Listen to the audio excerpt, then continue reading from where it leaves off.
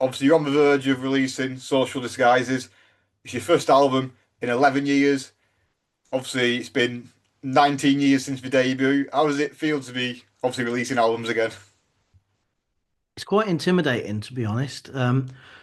There's pros and there's cons. There's some really nice things, which is the way we've done it without the industry involvement is um, that feels really nice because there were a lot of things we hated during the glory years, the time when the band was biggest. Behind the scenes, there was a lot of unpleasant stuff. Um, so it feels really nice in that respect to release a record on our own terms. On the other hand, we haven't done this for a long time. It's quite it's always quite an intimidating thing to do to release an album. Um, but you kind of get into the swing of it, when you're doing it every couple of years, it's time to release the new record. This one has felt it's been much heavier to carry this one because we've invested more into it. I mean, emotionally, time, energy, as well as money. Obviously it's self-funded, so we've literally invested more into it. And so it's a bigger thing for us, I think, than any of the records we've released before. So mixed bag. Yeah, did you think, obviously, when you started writing the album, that there'd be that more pressure on it? It'd be that different feeling to maybe the first one, where obviously you want to get the first one right. Does it feel like you're starting all over again? That first record, we wrote that just because I wanted to write some songs, and I wrote it in the mindset of I want this to be successful. I want us to get signed. I want us to end up, you know, being a professional band, and that happened really, really quickly. Every subsequent record that the Enemy made felt very different to writing that record. It was a totally different experience because it was the industry going, create as a product now. That's the contract we've got. Um, we've paid you money as per the contract. Give us our product as quickly as possible, um, which I hated. Um, but I also signed up to. Um, this one was different again because in this one we had to play both parts. We wrote the songs organically, and you know, we, from the outset, I said I want there to be no time pressure, um, because I really struggled with that before. I don't work well under pressure. I want to be able to just write these songs and give them the space they need to breathe. I want to sit with them, work out if I still like them in a month, or if I go, oh no, I don't, because that's happened a lot. Of put songs on a record and then a year later gone, I hate that song. Um, you know, but then it reaches a point at the same time where we are also the record label now. So we're also going, we need to get a record out. We've been making this it took 2 years. Um, and so you end up being both parts and kind of understanding the struggle and the compromise from both sides. So it's been a really interesting one to make, to be honest. The band spent some time apart. You did your own solo stuff. Was it always a plan to sort of take a breather and get back together down the line, or did it just happen organically and you just found yourself like falling in love with the Enemy again? No, we were done. And I was done with music. Um, I you know, I can't believe I was done with music because I've been studying music since I was 4 years old. Was when I started learning violin and music theory. I was taking exams before I was 10. I don't know what age I was when I took my first music theory exam. It's everything that I'm about, and by the end of the Enemy, we had had such a horrible time in the music industry. I was done. I was like, I'm going to find another profession. I like this hasn't been nice, but it was the 10-year anniversary at that point of We Live and Die in These Towns. And I know that record meant a lot to people. So I said, do you know what? I'll go out on my own and do some acoustic gigs. And I did it without the music industry. I worked with O2 Academy Group, but they're pretty good people to work with. They're not like major record labels. And it was amazing. And I was like, there was a moment of clarity of, oh, so this doesn't have to be horrible. You can you can go and make music and play music, and it doesn't have to be horrible, vile people, crushing creatives up in a machine and churning out cash. And ever since I did that and I started doing my solo stuff, I just wanted Liam and Andy to know we had it bad and it can be better. Um, you know, we had a bad time of it, but you can go and do this in a way where it doesn't feel horrible. And it took me quite a while to convince them, let's get back together for one tour. And we planned that tour and it obviously sold really well. And we went and played it. But we said going into it, there's no expectation beyond this tour. We go do this tour and then that's it. Um, but we had so much fun on that tour because again, there was no music industry, there were no toxic people. And we all came away from that going, we want to sustain this. And so we rolled it into festival season. And as we did so, the promoters, the venues that were booking us and that were, paying us to be a band, sort of said, if you want to continue this, really, you need to make some new music. So it wasn't that we went into it going, we want to make a new record. We hadn't even really considered that. It was that we were told, look, if you're finally enjoying yourselves doing this and you want to carry on, you got to make new music. So we that opened the conversation to how would we do that and what would it look like, and led to us doing it. Does it make this almost Renaissance even sweeter? Obviously, you experienced what it was like enjoying music again, but also getting senior mates going out there and sort of having that realization, oh, this is great. And everything you've done since, obviously, selling out tours, seeing what the songs mean to the fans again. Obviously, you've played at Coventry and you've seen the passion there behind the music. That does make it all the more sweeter. For the hard times, it makes it even better that where you are now. Yeah, this whole process of making this record and reassembling the band, because the reunion tour, we didn't really reassemble any infrastructure around the band. We just went and did some gigs. We on the bare minimum that we had, we just went, let's go and do these gigs. Since then, in order to be able to make a record and plan, our plan goes a couple of years in advance from where we are at this point. To be able to do that, you have to rebuild infrastructure and rebuild teams, but doing it on your own terms instead of going to the music industry and saying, can we have your money? Saying, okay, let's take nothing, let's personally take no money for a year. Let's go do festivals and then take all that money and build the fundamentals of a small business so that we can go into a studio and record a record. We can plan a tour. We can put a team of good creative people together to support us. Where it's left us is this really positive place where there's no toxic idiots involved. There's no big corporations, demanding profitability. Yeah, it feels like a lot of wrongs have been righted throughout this whole process. And what was it like for you going back into obviously studios or rehearsal rooms, writing for the band again, trying to get that obviously that shared identity, making sure the songs match the band and match up with people want as well as progressing? It was tricky. Um, so I've done my own solo stuff in between, and I've kind of found what I like to do. Like I've found what interests me creatively when making music. And that doesn't necessarily align with the musical values of the enemy. And so initially you've got a choice of do you want to be self-indulgent and make the record you want to make? Which I do want to do that, but I kind of resolved that's what my solo records will be for. You know, or do you, as I decided, want to work out what the musical sort of values of the enemy are and write a record that, as best as you can, aligns with them? And that's what I tried to do, and to a very specific point as well. So, because within that, you go, well, if you take the enemy as a whole, all four records, there's a lot to digest there. Third record, very narrow, very high drive guitar driven. Fourth record, much more open, loads of synths, bit more at the time commercial.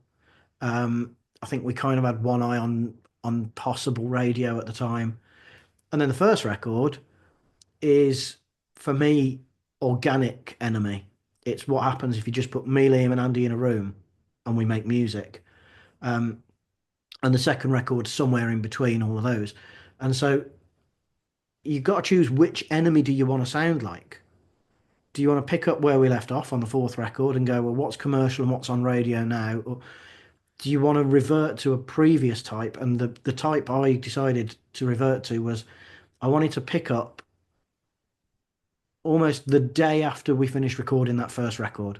I was like, if we had just done We'll Live and Die in These Towns and there was no music industry pressuring us to make another record, what would the record that we would make sound like?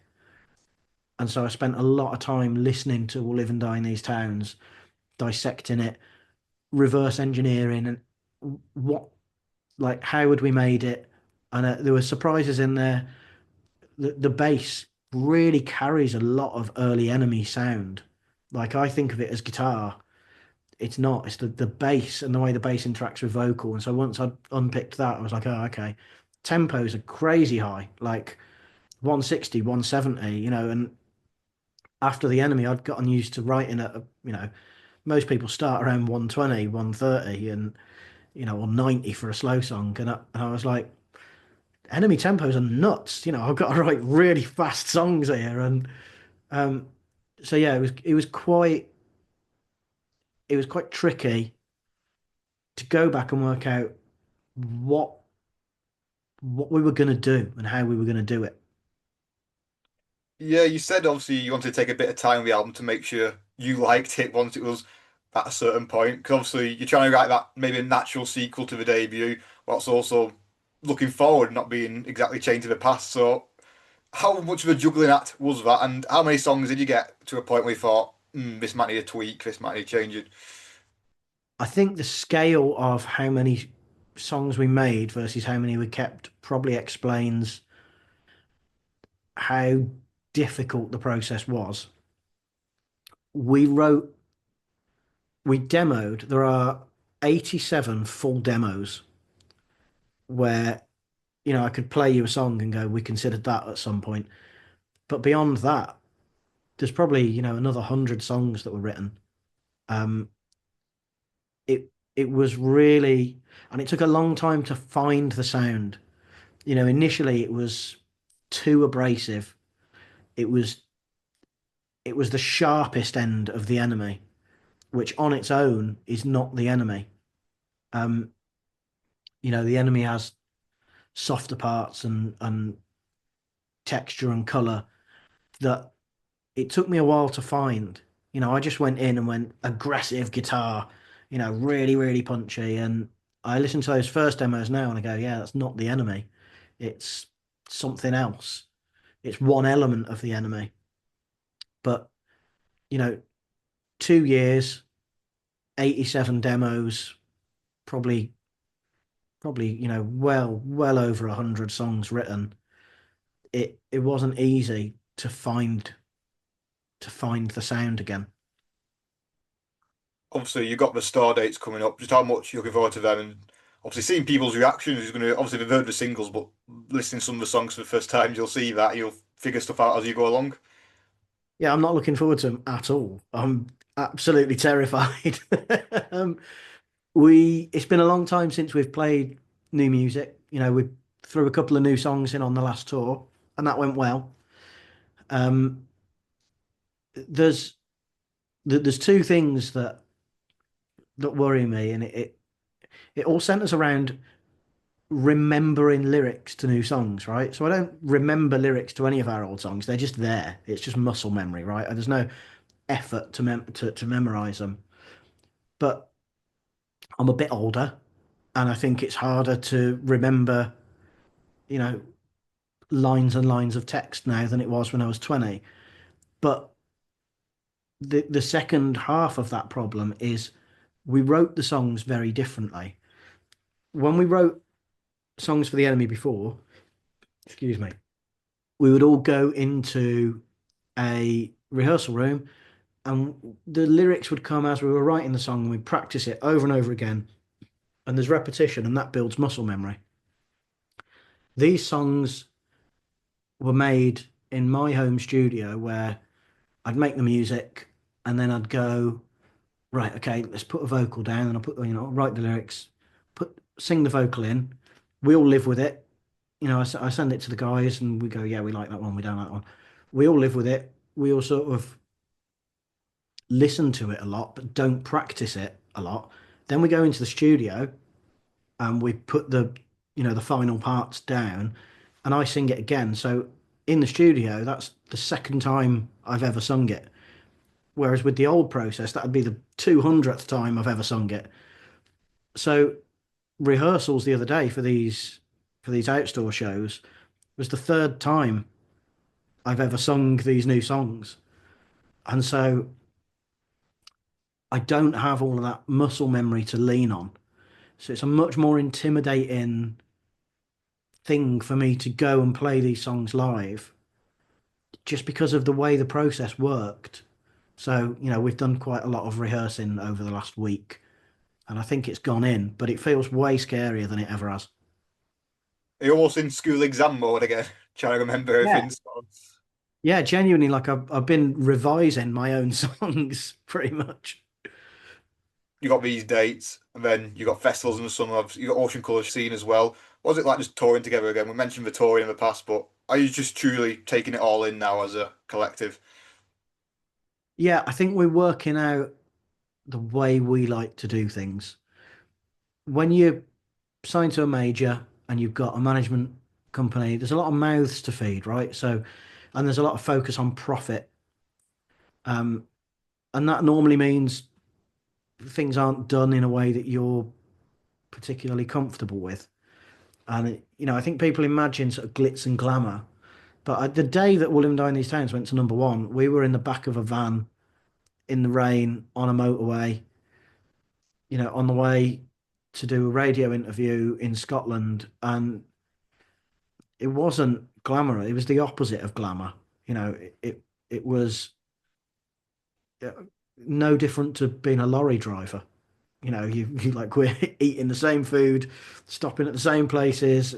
We're on a tight schedule. It's stressful. The way we tour now takes into account people's personal lives, their personal needs. It's flexible.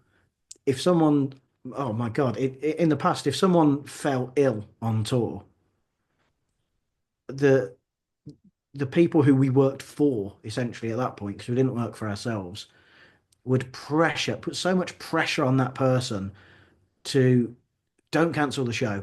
This is money. We'll lose money. Don't cancel it. And you know, people are human, and everyone else, if they're really poorly, they have a day off work. And we're now on tour without this horrible pressure, and actually everyone's much healthier for it. And there's this team spirit. And if someone's ill, they kind of go, "Oh, I'll pull through," because there's just this positive vibe. And I think the way we do it now is much healthier. Everyone's much happier. We might not be making as much money, but we were making that for a faceless corporation anyway. So who cares? We're doing it all on our own terms, and that feels really, really good. It's all we ever really wanted. So it's nice to be finally in that place. Just finally, obviously, you mentioned listening back to that first album, sort of get that feel for what the enemy is. Is there a lyric on that album, listening back, that still resonates strong with you, that maybe even resonates more with you? And is there a natural successor to that where you think, oh, that follows up nicely on the new album? I think there's a defiance on that first record within probably Away From Here. There's a little bit there's a little bit more of a mature social defiance within this song is about you of just looking around and seeing the way society is. But on Away From Here, there was a personal defiance of me going, here's something that I can see that I don't like. And I think I've carried that on to this record. the lyrics on this record, multiple songs of me poking at something and going, I don't like this. And it could be, the boxer, it's the missed opportunities of the working class because of gatekeeping from the upper classes, or trouble and controversial of this fear that people now live in of cancel culture that, you know, crushes freedom of expression to an extent. Um, and it's poking that and going, I don't like that. Um, or just if you look at Social Disguises, the title track, it's probably the most personal song I've ever written.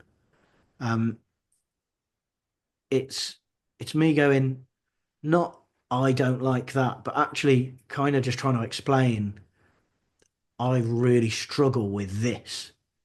I don't like this. I and but it all comes from the same place and that same perspective. Obviously, a lot's changed since we live and die in these towns in the world, but in myself, it's 20 years later, and I'd like to think I've grown somehow. Um, but there is a fundamental truth, I think, at the core of every person, right? You've changed, but you still feel the same as you did when you were walking home from school. Do you know what I mean? Like there's those moments where you go, yeah, that bit's me, and I think that bit of me is on both records. I don't know if it was on records that were in between, but it's definitely on this one, and it was definitely there on the first.